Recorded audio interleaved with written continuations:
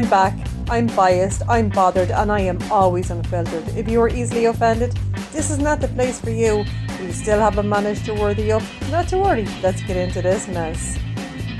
All right, lads, we are back with Sister Wives, season 20, episode 9. And of course, we are still on Coyote Pass.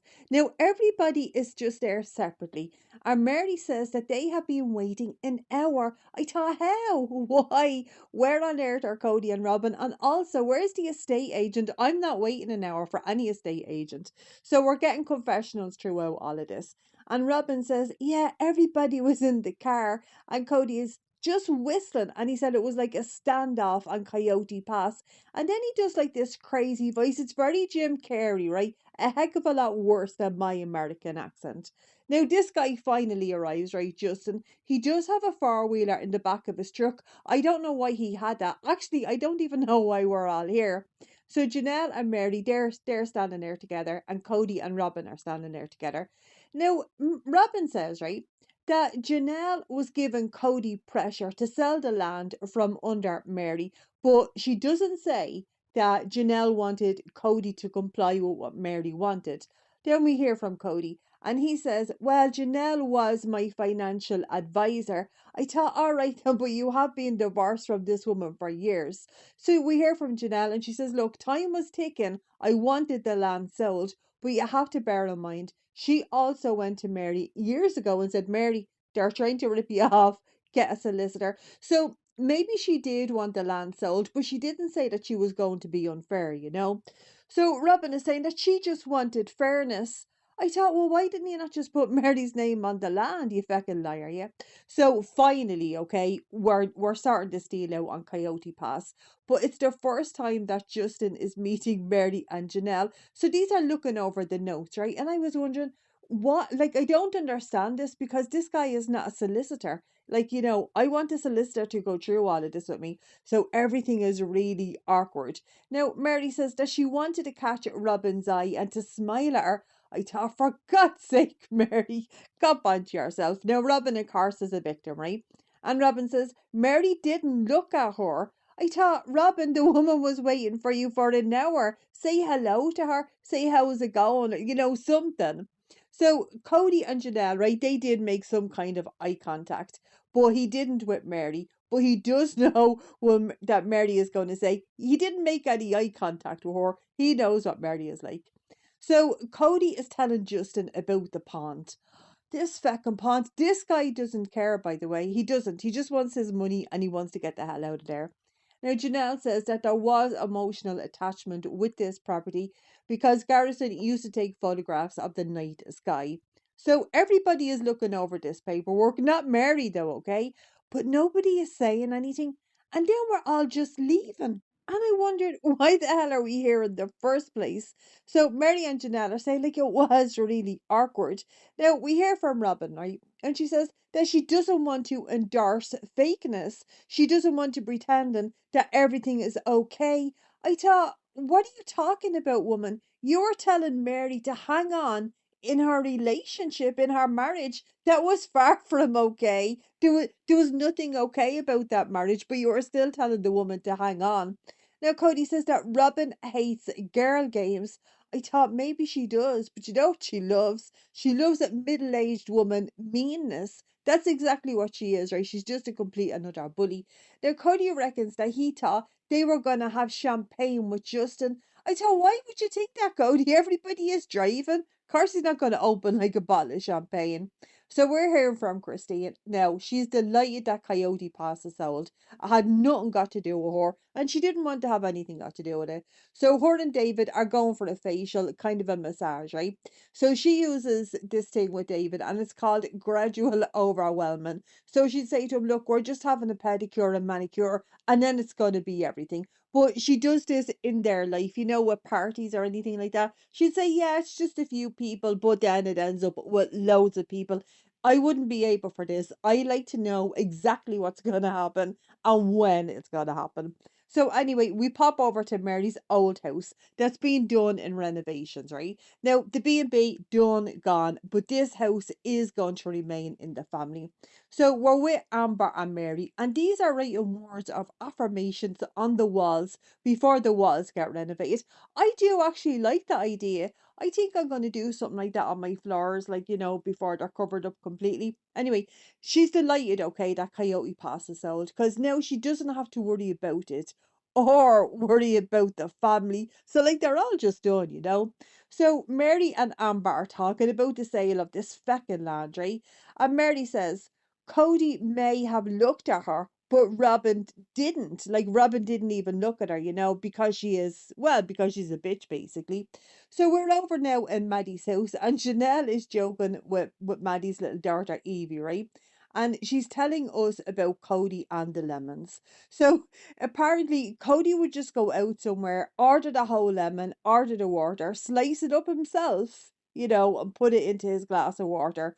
I think it was just to help him have a better shite, not too sure. But Janelle just says, look, he tipped well, people didn't seem to mind, so off he went. So happy for him. Hope his bells were working great for him. Now, Janelle is telling Maddie about the meeting, and she says it was very awkward, right? Robyn wouldn't do anything, wouldn't even talk to them. She is glad it's over. Like, of course she is. And now she's heading off because she's going to go traveling in New Orleans with her friends. So we're back with Dave and Christine, right? Now, Christine's sister has told her that she's a terrible monogamist because she takes over everything. But you know what? So do I. I've never been a polygamist, but that's just my personality. I like to do everything myself. So David is saying, look, it's grand, and these two are just figuring it out as they're going along. But as we're hearing this, right, David is getting a facial and they're putting a hairband around his head. I don't know why, like he's completely bald. He hasn't got a blade of hair in his head. Anyway, Christine says that she's still trying to figure out how to communicate at 52 years of age. I thought, get a move on, Christine, but also she's doing grand. Like that's probably just the way she is. Now, Janelle says that she's not sure what she wants. Does she want polygamy? Does she want monogamy? She's not too sure. So they're off in New Orleans with Janelle. Now, Janelle is with our girlfriends, right? And she's telling us, look, Coyote Pass is sold. I have a few quid. I'm gonna go and have a bit of fun. So we're hearing from Janelle's friends. So she has talked to them about living polygamy again. They don't care, right? They just want to be supportive of her. But her friend Alice wants Janelle to try out a few men first, basically. Hop on a few, see what you're into, see what you like. So these girlies, they're getting sausages, right? And they're cheersing with the sausages. I'm never doing anything like that. Anyway, they're tasting this sausage thing, right? Now, Janelle hates it. So now they're going to try new things. So they're eating bugs. I'm telling you, Janelle would be brilliant and I'm a celebrity, get me out of here. But she eats it anyway and she says, look, it's not for me. No, okay, this is for me because they're popping open a bottle of champagne. Yeah, bring it on. I'd be into that. The bugs, the sausages, no, not for me. So Janelle is talking about polygamy, right? And she says that she didn't live an unhappy or compromised life. She was just very busy with the kids. Now you also have to bear in mind that this woman did work full-time jobs, right? So she says that she just forgot to have fun. I would imagine that that's what it's like for anybody who has, like, all of those kids. Like, if you're from a big family and you're a breadwinner, I would think that, you would just kind of forget to have fun. You just try to be getting through life. But she does say that Kody was chaotic. He was always moving and it was overwhelming.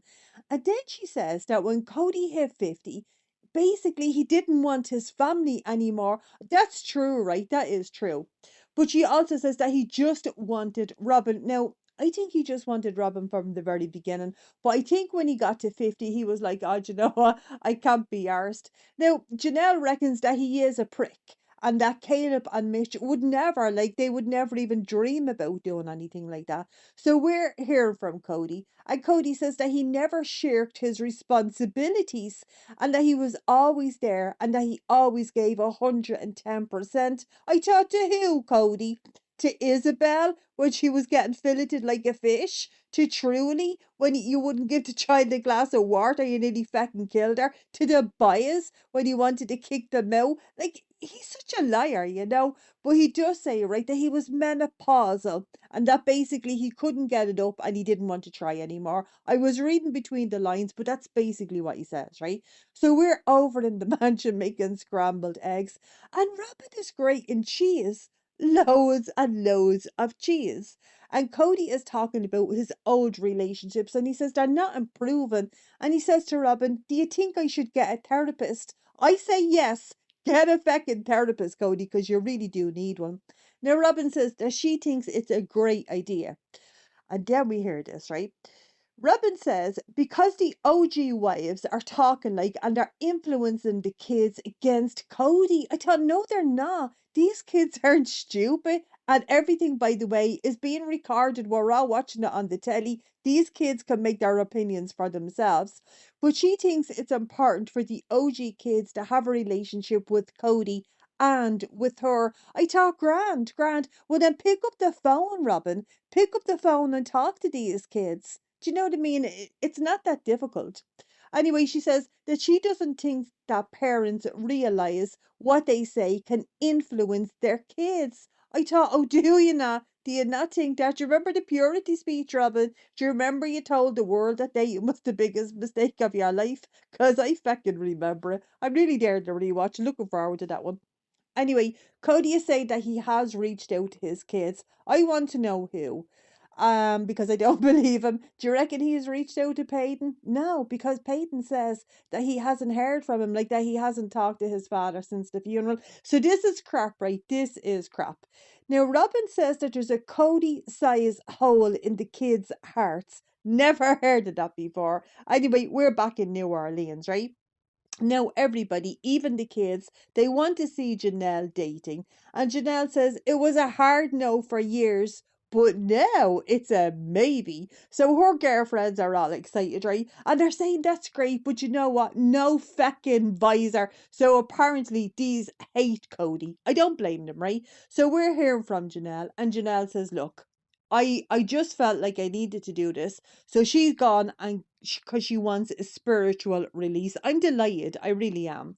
So the girlfriends are all laughing at the amount of divorces that Kody is after having. And he says, they say like he's kind of like a Kody frequent flyer, you know, like at this stage, and that he could possibly get, you know, a buy one, get one free, which is true. I don't know anybody who's been divorced as many times as Kody. Anyway, we're back with Kody and Robyn. Now, Kody says that the knife of the father is never out of the children, and he's crying, right? So Cody says that he could not fix things with his father when he was alive. But Granny Cheryl, that's Janelle's mother, he said to her, right, that I would have just loved to have a beer with my dad. And Granny Cheryl says, I think he would have liked that. But then Cody says, right, that he did get to have a beer with Garrison. And Robyn thinks that that was a sweet memory for Garrison. I don't know why these two are saying this, like, given the circumstances. I've no fucking idea. They cannot read a goddamn room. Anyway, we're just going to get on to the next thing, right? Anyway, because everything basically has to be about Robyn, right? She's saying that when she sees Kody being rejected by the kids, she basically thinks of herself, right? So Uncle Stepdaddy Granddaddy Paul started banging Alice when Robyn was 9. But Robyn still wanted her biological dad. I thought, you know what, so did Dayton. Dayton was really upset. You remember he was smashing the photographs of Kody? Like, you know, Dayton was upset. But Kody says, right, that just he had loads of mean things to say about the OG mothers, and that's a problem for the OG kids. And Robyn says, well, yeah, that's not very good. Do you know what else is not very good? Getting onto international telly and telling the whole world about your stolen purity and looking at your son and your two daughters and saying, yeah, your father stole that from me. Yeah, that's not good either, Robyn. Anyway, Robyn says that she doesn't have a vice with the OG three wives, but she does have a vice with Kody. We know you do. And she reckons that Kody needs to find himself, so she's going to send him on to special forces because they need some more money. Anyway, then we see Kody telling Robyn that he wants to apologize to the OG wives. And we see Janelle getting a bit tipsy with the girlies, right? And Mary meeting Ron for a day. I will say the apology with Mary looks very, very good. But then, oh, we see Suki. I will say I think Suki might be on the Ozempic or whatever's going on there, not too sure. But anyway, we see them in the tell-alls and we hear from Kody and we just hear like a clip of it, right? And Kody is saying to Suki, one of my wives came to me and told me that another wife was having an affair. I need to know more about this. I want to feckin' know the ins and outs of this. And hopefully we will actually get to, the Kendra of it all. Why was she vouching for this guy, Samuel Jacob Cooper, who didn't actually exist? I want to know. I want to get to the end of it. Finally, it was about feckin' 2 decades ago. Anyway, that is our recap. I hope you guys enjoyed. If you did, go ahead and hit subscribe, and I'll catch you in the next one. And remember, I love you long time.